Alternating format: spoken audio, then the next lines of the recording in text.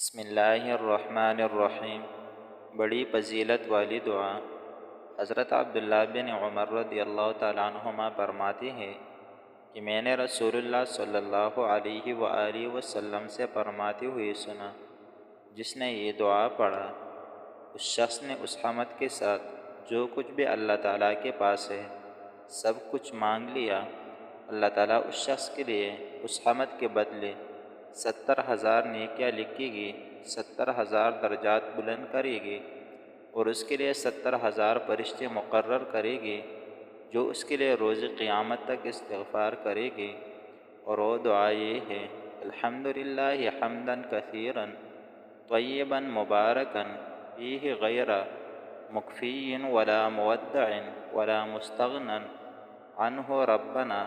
اللہ تعالیٰ ہم سب کو عمل کرنے کی توفیق عطا فرمائے، آمین ثم آمین۔